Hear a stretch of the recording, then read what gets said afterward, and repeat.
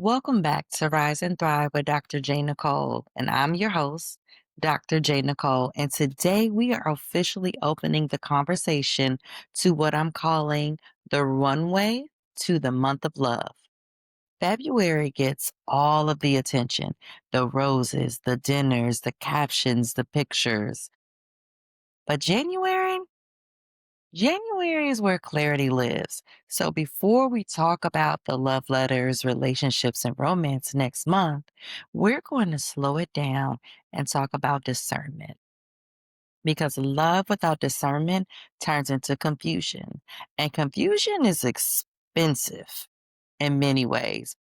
And more than anything, it's expensive emotionally. So today's episode is about red flags, green flags, and yes, even beige flags. Not to judge, not to shame, but to see clearly. And throughout this episode and for the rest of the month, I'll be inviting you to send in your letters. I want real dating questions, real situations, real, am I tripping or is this a sign moments? I'll be reading and responding to them all throughout February. So let's get into it. What flags really are. So let's start here. A flag is not a personality trait. A flag is a pattern. And a red flag in particular, we hear a lot about that one, right? It isn't, oh, they were late once. A red flag is they're consistently late and dismissive when it's mentioned. So it's not just about the lateness. It's about their response to being held accountable about the lateness. Now, a green flag, this isn't, they said the right thing one time. The green flag is the consistency over time. Pretty simple, right? And then you have the beige flags. Beige flags, they're not toxic, they're not harmful, but they are data. They are important information. Those beige flags tell you this might not be aligned with me. That beige flag is that thing that gives you a little bit of pause, that thing that makes your eyebrow go up, or that thing that just doesn't settle right. Does that make sense? So let me give you an example. Beige flag. So like they're kind, but they're emotionally unavailable. Right? So like you want to engage with them. There's not a clear no, but it's like, you don't quite know where you stand, right? So like they're stable, but you feel like you're doing all of the emotional labor. And there's nothing wrong with it. It just isn't right. And it may not meet your needs and where you are right now. So here's the key. You don't need a villain to choose differently.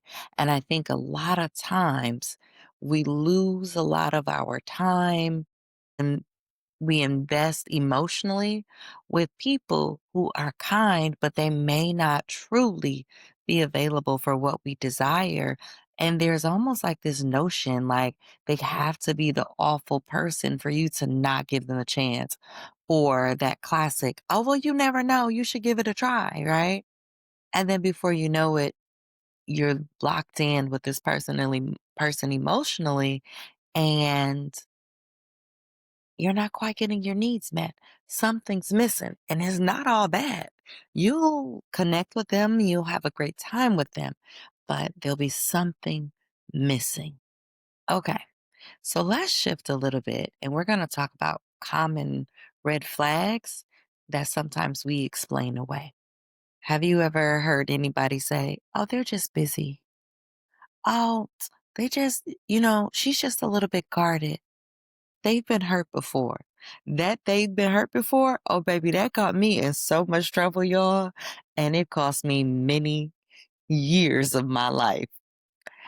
And when you know better, you do better.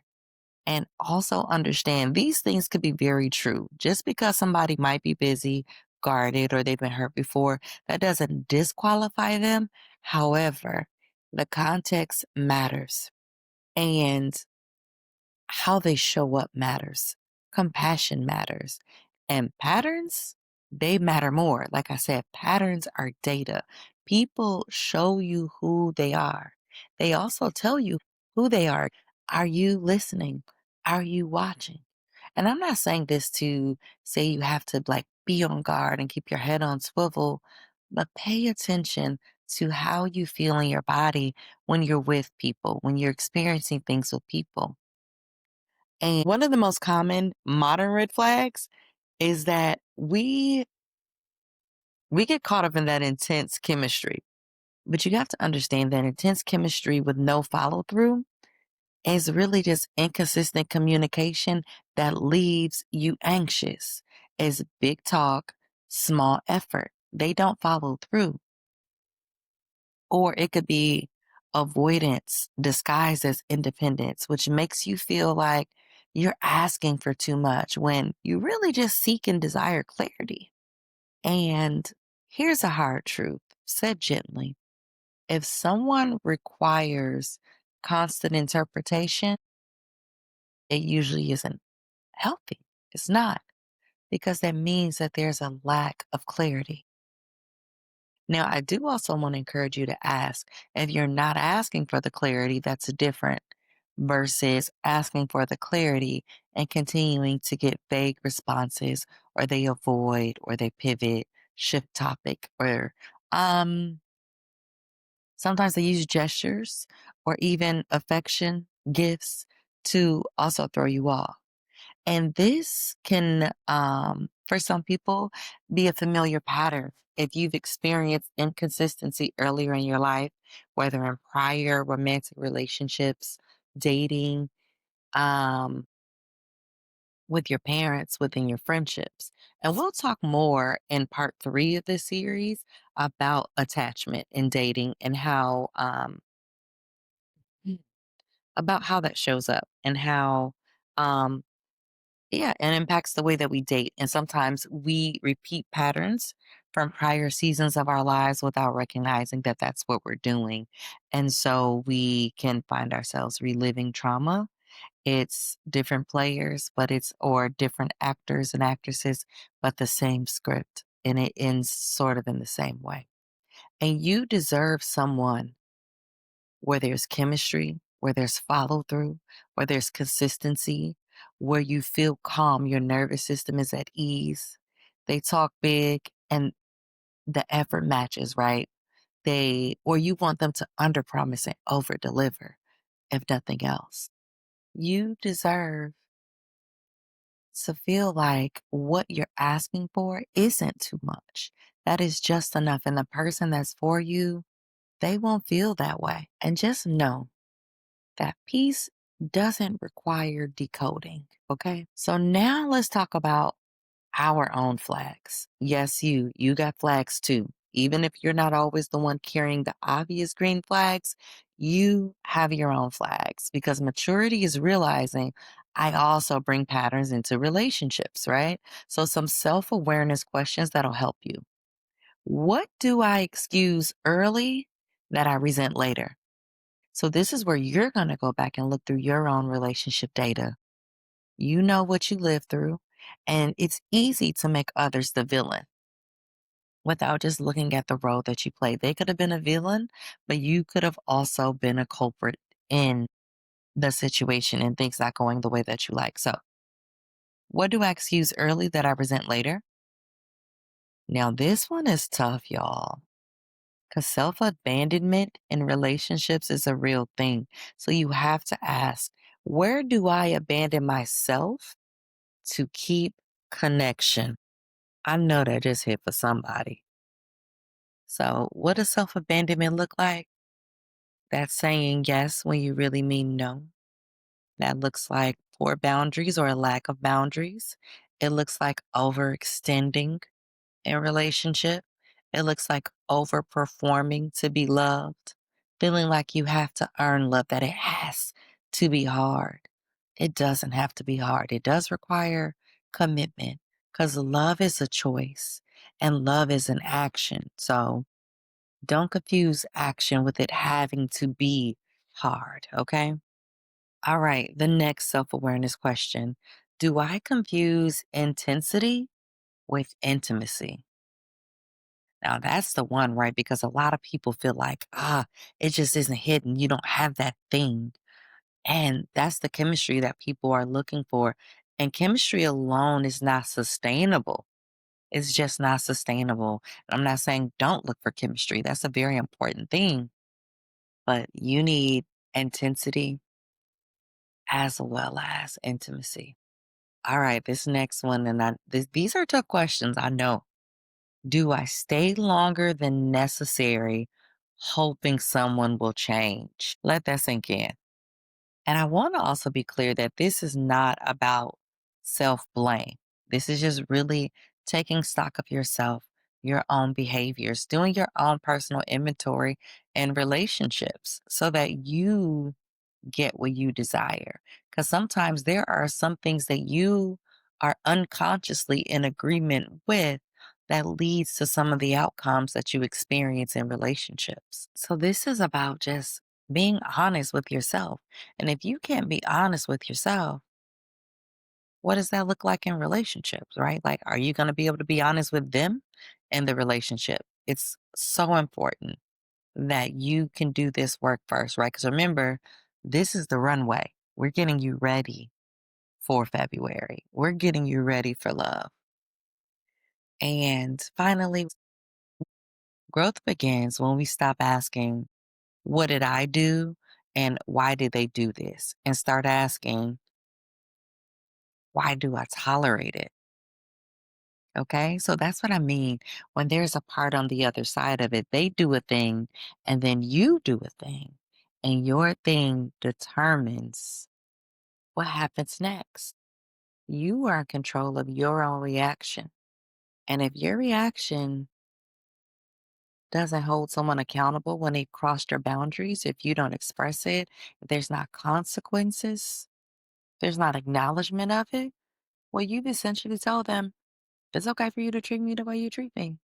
You've told them that you are in agreement with this experience that you've had. And sometimes it's fear that keeps people from speaking it. Fear, oh, they're not going to like me. Fear, they'll stop talking to me. They'll get upset with me. So that in and of itself says that you're trying to avoid, you're allowing toxic behavior to avoid further toxic behavior. So essentially, you're signing up for a toxic relationship without even knowing it in the beginning. And if you've had so much of that intensity, that intense chemistry, oh man, you're essentially you like high on love hormones, right? Like you're wanting to preserve that oxytocin, all those endorphins, the dopamine hits that come with being in a new romantic situation. I forget what year they did the study, but there was a study that showed two brain scans, one of a person in love and the other of a person on drugs. The brains were lit up in the same places. There were slight differences, but you could see that there was definitely a correlation between the chemicals that are released in the body and what happens in the brain with a person in love and a person on drugs. And so if you found yourself tolerating behaviors that you really don't want to, you're just looking for that next dopamine hit, that next oxytocin hit, that next Vesiprocin hit for the fellas. All of that. It's a thing, y'all. Okay. So this is where you come in, right? So all throughout February, I'm going to be reading your dating and relationship letters on air and responding to them. You can write in whether it's anonymous or named, it's completely your choice. I want you to send in letters about experiences you've had, about mixed signals, red flags you ignored, situationships, dating after heartbreak, trying to date differently, but feeling stuck. If you've ever said, I don't know if I'm overthinking or overlooking something, this is for you. I want you to write in. I want to hear about your experiences and I want to help you gain understanding to your patterns, your insight. and just, see if we can move you forward to healthier relationships because February is for you. So see submission details in the show notes, but you can also send them to info@evolve.drjnicole.com. You can send them to DMs on Instagram. So I want to hear from you. And more than anything, I want to help you move closer to finding that love that you desire and deserve. So make sure you send those in as soon as possible. And as we close today, I just want to leave you with this. Discernment is such a very important part of dating. And discernment is not fear. Discernment is about self respect, it's about listening to your body, paying attention to what you're feeling, what you're experiencing, okay? Clarity is not cold. Clarity is actually very kind. And most of all, the clarity is kind to you so that you can make an informed decision and, again, get the love that you deserve and you desire. So, next episode, we're going to be talking about dating in the age of social media, algorithms, and where attention looks like it's winning over intention.